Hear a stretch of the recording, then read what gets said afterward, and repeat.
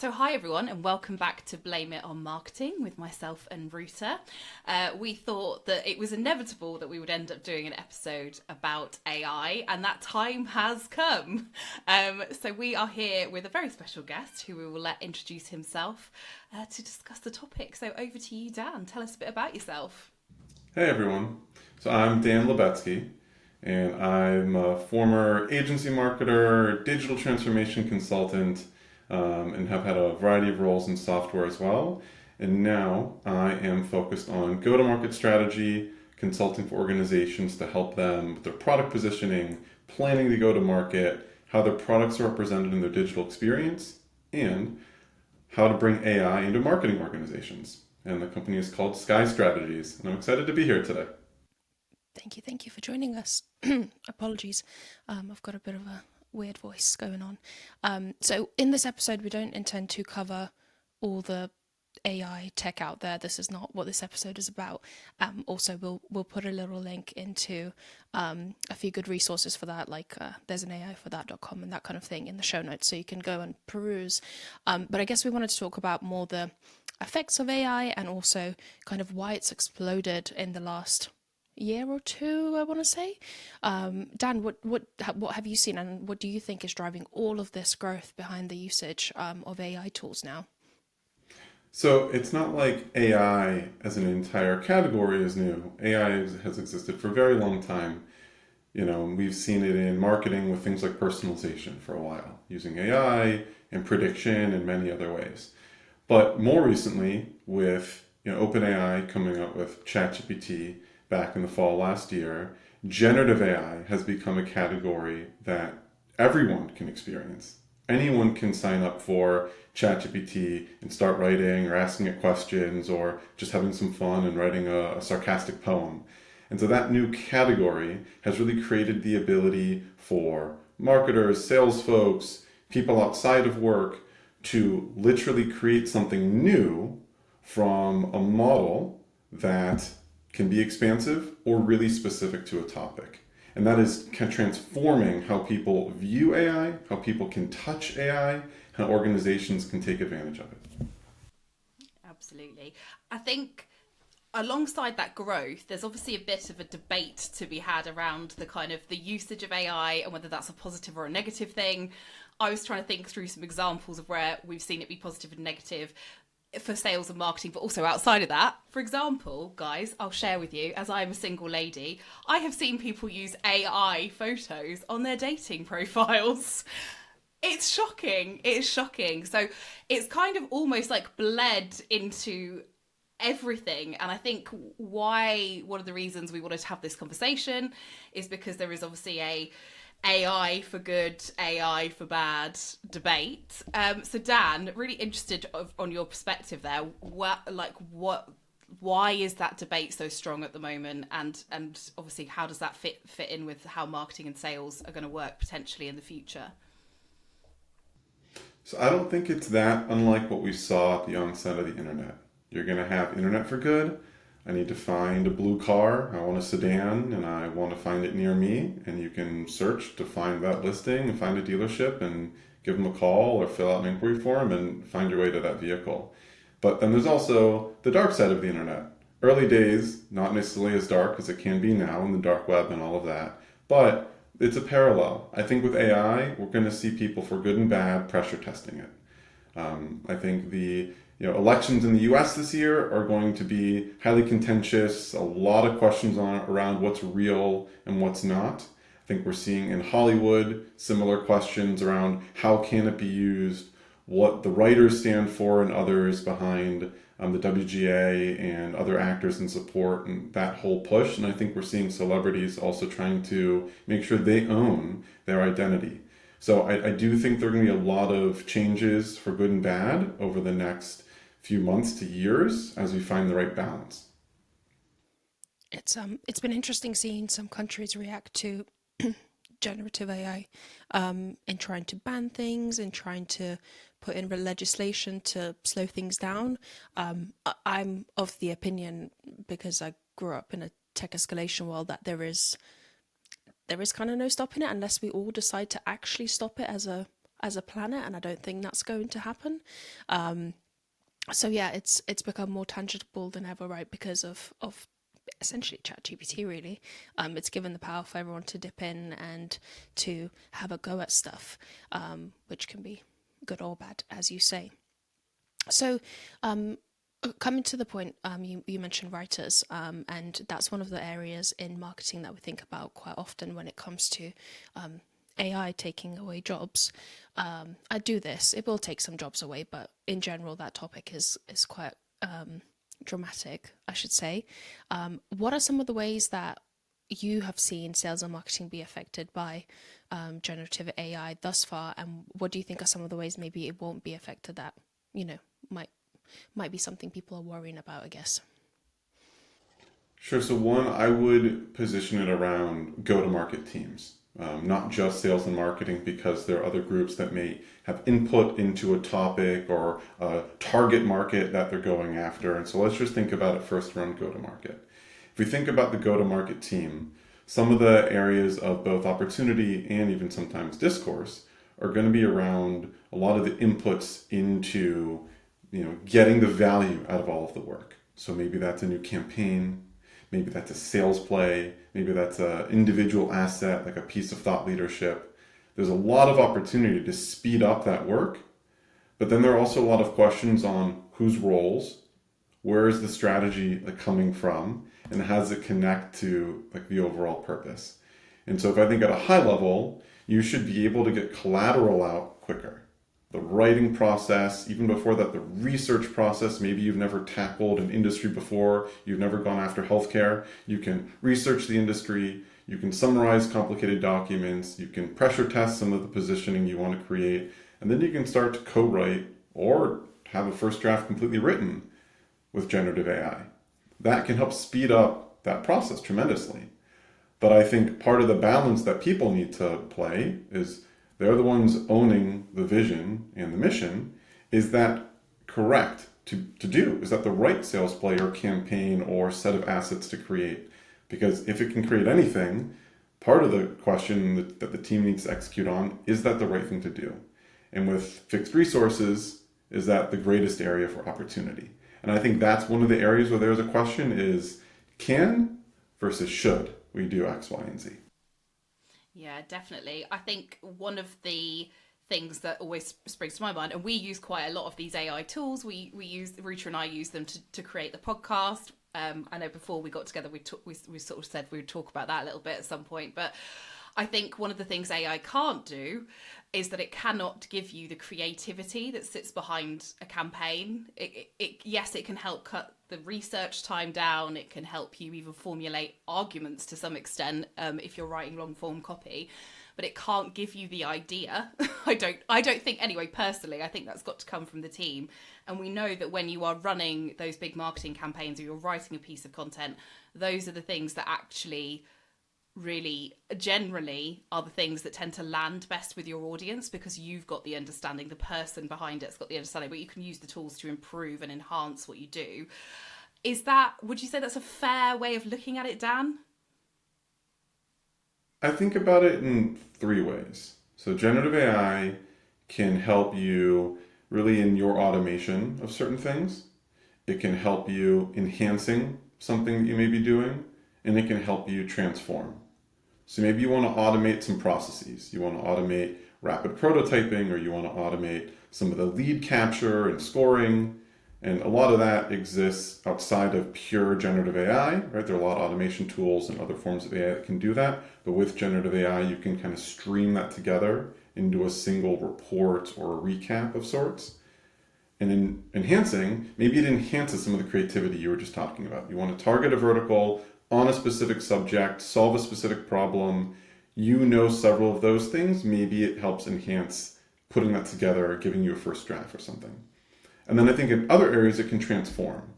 And I think that can be, the output can be completely different, or what you literally create can be different. You've never created an abstract image on this specific topic. That can be a brand new, first ever created image, whether you're using DALL-E or Midjourney or whatever tool set.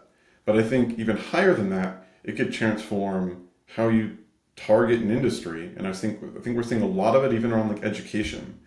How do you educate in a world where every student has this secret agent in ChatGPT or whatever tool they're using? And so you have to think about education differently to help students maybe learn how to use those tools and still learn the information versus hold them accountable to something like do not use AI tools when they may already be using it in every day in their lives.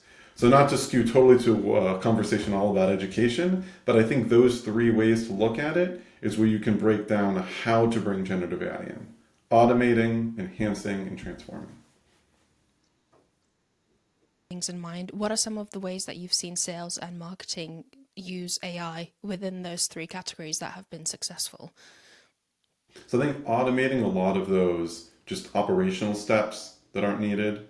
If you want to be able to see a report on pacing, on MQLs, SQLs, and then the effectiveness through the sales pipeline, you could be pulling that against other data sets and you could be processing that into a report in real time, even using generative AI now to help analyze it. And you have insights and you can act on it. So however you can automate a lot of these steps, AI plus generative AI can help you make that really efficient. I think from an enhancing standpoint, I see a lot just in collateral creation. Instead of a campaign that's somewhat targeted because there are only so many people to write the assets on the specific topic, now you can be hyper-tailored. You can expand the number of assets you create to very specific segments, very specific details on your ICP or personas in the industries and the problems you're solving. And then I think in the transformation one, that's where more of the time is spent on how the team determines what else creatively can be done or strategically can be done. And I think that's where there's great opportunity for what could AI agents within a go-to-market team offer.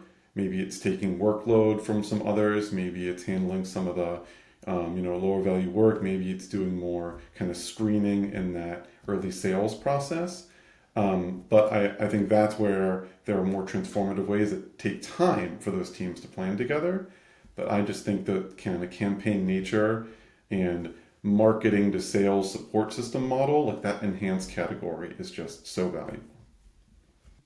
Do you think we're at a point, because the tools that we have that we could potentially be using as marketers, they are everywhere, as Ruta says.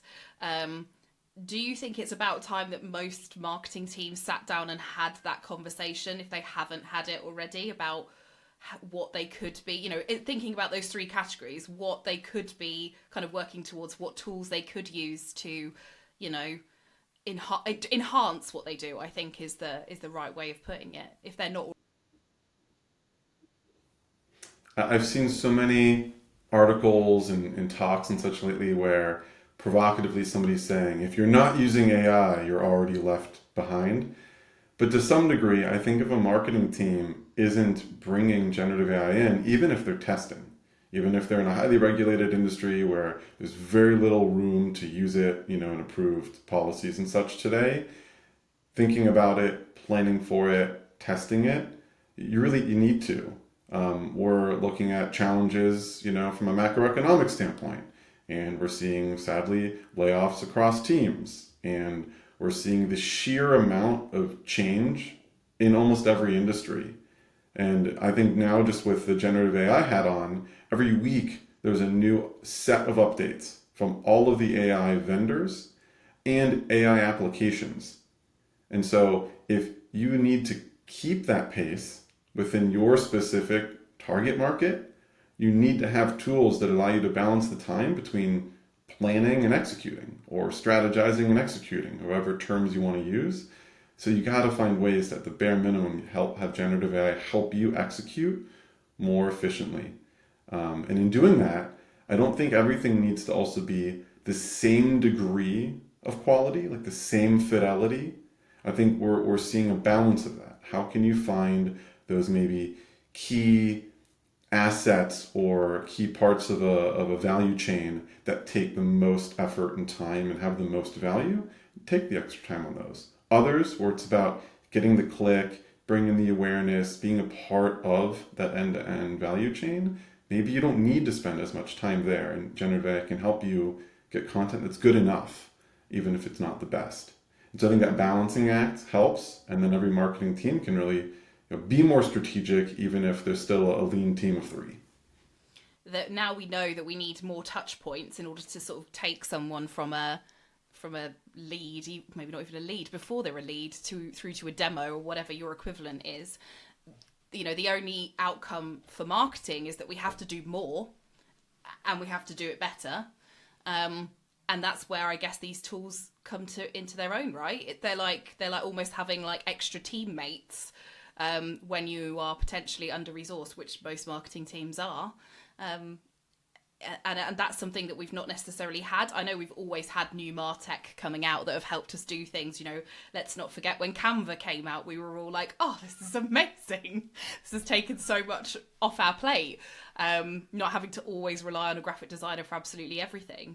So there is a huge, for me, I think anyway, there's a huge sense of opportunity with these tools to really kind of just do more, but do more of the right stuff, I guess, is the key thing, right? Yeah, I think it's also an opportunity. So sometimes, I guess, more corporate, more slow moving companies are kind of envious of how quickly startups move, and I actually think that AI can be something that can really help them catch up to startups. Maybe, obviously the startups are now using AI, so it's another level, but you can at least now catch up to the speed of how we do stuff. Obviously, I've already seen examples of very interesting HR policy on the use of ChatGPT typically and that kind of thing, which can be, I guess, a little bit difficult. But if I were a head of marketing at a company that had funky ChatGPT or whatever AI policies, I'd be really pushing to overturn that and to experiment and show results, because I think as Dan said, kind of if you're not on that boat, you're really going to be disadvantaged, and everyone else is going to be doing things 10 times faster whilst you're still doing things at the same speed. And if you've got at least one competitor in your industry, it's going to become a problem for you. Not to be doom and gloom or scary about it at all, but this is one of those pivotal things, like I think the internet, that we need to make sure we learn how to use. And just to add on, I think the doing more of the right stuff, that's part of the human and team problem. Like, we still need to guide it. We could ask it, here's our content calendar, or here's our mission and strategy, help me, determine priorities or break these down, and it can give you something of value. But I think that's a balancing act. You shouldn't turn those keys over to generative AI and have it execute that completely. Knowing the right stuff and then having it help you in those areas is really the kind of the perfect middle ground, especially for marketing teams. Is where we're seeing the industry evolve. Go-to-market teams, marketing, sales, and product, and ops, and all these teams together. There's going to be more of a focus on net recurring revenue, and that mission for NRR puts marketing in the end-to-end value chain that we've always thought of ourselves being in. But we want that customer to come on board and be successful and, renew and upsell and cross-sell. And to be able to be in those opportunities with them, we need to be showing value early. And that means we're probably creating more and finding more ways to engage with them. But going back to your point, Emma, it has to be the right stuff. Otherwise, it's just chaos. When a company has a blog and they just put stuff on the blog, and they just put stuff on the blog because they think they need to put stuff on the blog, it's the same thing. If it's not the right blog content, like, nothing will happen. Same with AI. If it's not the right stuff, nothing will happen anyway. It's not a magical, now everyone will be a booming business tool. I wish it was. So if we've got some heads of marketing, or maybe not, maybe some more junior marketers are listening to this and they haven't delved into the AI feature, or maybe they've been put off it, what are some of the first steps that you would suggest they take to really, start educating themselves, whether it's from a kind of team perspective? A head of marketing would, I hope, want to educate their team, or from an individual perspective. So first, and this is the easiest one because so many of these tools are free, just try it. create an account, log into ChatGPT. You can use the free version with their model, their 3.5, GPT 3.5 model, and just play around with it. Write a poem, ask it to make fun of something and it's sarcastic, give you a little bit of humor, ask it to help you write an article on a random topic. It doesn't even have to be about your day-to-day job. Start to get familiar with what you get back from it. Then second, I would say, look at experts in the field, and there are so many. There are newsletters out there from great leaders. There are people who are focusing on individual markets and industries, and follow a few on Twitter or X or on LinkedIn. And several that I've followed also help me think about how to prompt better. So part of the balance of using it is you start to get some stuff back, but you don't know how effective that prompt or input is into the chatbot. The more you can learn how to make it more precise or focused, or maybe it actually should be broader, the better that content you're going to get back. And it'll help you have less back and forths, and it'll help you get better information on your first try to hopefully speed up your process in using it. Two, I would say as a team, figure out the areas where something weighs you down. Maybe you're writing a blog post or thought leadership piece or doing campaign planning and something or some things get stuck. You struggle to come up with a topic for the campaign. You struggle to find the right leaders to be a part of the various assets that are created on your podcast or quoted in thought leadership, or the analysts you want to bring in and come to the events or what have you, or in literally writing the article, like leading article itself. And that's a point to say, how could we do that more effectively? Now, as a team, you can come up with some points. You can also ask, the chatbot the same kind of thing. So I'd say that would be the other areas. Find those areas of inefficiency, or getting stuck, or maybe feeling like you're not able to bring that creativity through. And then the lastly I would say is understanding your stakeholders' needs. And that's internal and external. Internally, ask sales, what aren't you getting from us? And then you can figure out the why, but start to do that. It could be similar, it's just not fast enough. We're getting stuff from you, it's great, it's just not enough.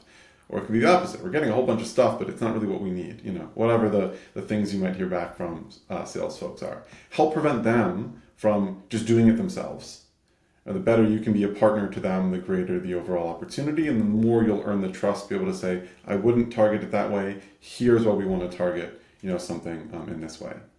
And then asking customers and prospects through normal marketing processes, get that info back, and same thing. I think those are great ways to be able to both be educated individually and figure out how your team can integrate it towards a common set of objectives.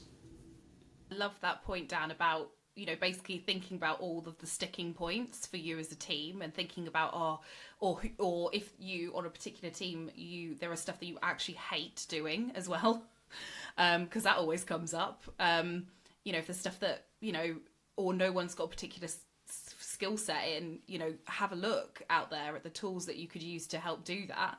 I was going to say, Ruta, how many AI tools do we use to do this podcast? Is it like 4? Or was it 3? I can't remember. I guess Riverside is one now, right? So yeah. There's Riverside, there's Swell, there's Opus. Mighty Networks 3 also maybe? is... Mighty Networks also has an AI feature that we make the most of. And that's just to produce effectively what is one piece of content. So... And we played around before we found all of those things. And it was basically because, for us, this is not the day job. Yeah. And there's stuff that we literally couldn't do without it. Like, we couldn't transcribe without it because neither of us would have the time, and we wouldn't want to spend the money on transcribing every episode because it's wild. 40 minutes of transcription is expensive. So it allows us to do new things that we wouldn't be able to do to serve our audience better by having transcriptions, for example. So I think that's another area you can maybe have a think about, what do you wish you could do in your marketing that currently, just because of how you're set up or because of resources or lack of skill, you just can't. And maybe there'll be some gems in there as well. I think the difference between the user and the, say, like enterprise organization is for the user, the person, whether a part of the day job or outside of it, you have to pick the tools, and it's usually more than one vendor, to get it all done. That's still, signs of early days of an industry. You're kind of building the daisy chain together. Some may partner, some may be in the same ecosystem, but if you're having to log into more than one place, it's not completely streamlined. And I think the premise that will evolve and probably be better delivered in enterprise first is that end-to-end offering. It is, allowing both the automation and the enhancement and the transformation almost together. If we include things like integrations in that kind of automation category, you're going to be able to bring that all together as one. Even if it's not one vendor, by having a marketplace in Amazon or Hugging Face or OpenAI, you're able to connect all of those. I think the plug-in model with ChatGPT was a start, but it's still individual use case oriented, and in my experience, it doesn't always work every time. I was looking at buying a car, and I was trying to use one of the plugins, and it just wasn't providing the right inventory and the right way I was looking at it, even though I was being incredibly targeted. And so I think in the future, having that, that saves you the time in a whole new way.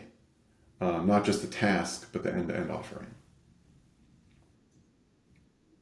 We'll be able to just upload this episode onto whatever thing we've uploaded it to, and then it will literally do the rest, like without us having to click into stuff, edit stuff, paste stuff in to other places, upload it to YouTube and to somewhere, and etc. So yeah, this sounds fun. I can't wait. Wonderful. Is there anything that we should have asked you, Dan, that we didn't ask you? I think the only other kind of area of focus that I think about in kind of the roles, especially in SaaS, sales and marketing teams working together, this kind of go-to-market focus shift of teams really all in on this mission on go-to-market, is how do roles potentially evolve? There are a lot of times you have a marketing organization who's at the beck and call of the sales team. I don't think we would ever want to be in that situation, but some organizations, that's the current state. There are others where marketing is executing a strategic plan and sales feels like they're not getting what they need. And I think understanding now with AI, what are those roles? Are there new rules? Sales should or should not create XYZ on their own, because they might just feel like I can go do it if I'm not getting what I need. It's like good or bad. I don't have the answer, and it's probably not the same one for every company, but I think those are questions that will pop up, and looking at maybe roles of marketing, parts of sales, parts of ops being merged together and utilizing AI together versus discrete departments, and how do each of them use AI. I like that. I like that a lot. Well, thank you so much, Dan, for joining us. This was a really interesting conversation, and I hope that we name it something dramatic, and then everyone realizes this was a very reasonable episode, which is what we like to do. So yeah, thank you so much. We're hoping that Dan will join us on our community on Mighty Networks. So if you have any specific questions, you can either get him on LinkedIn or come join us on the community so you can chat to him there. Again, any comments, any questions, any suggestions, let us know, and we hope to see you soon on another episode.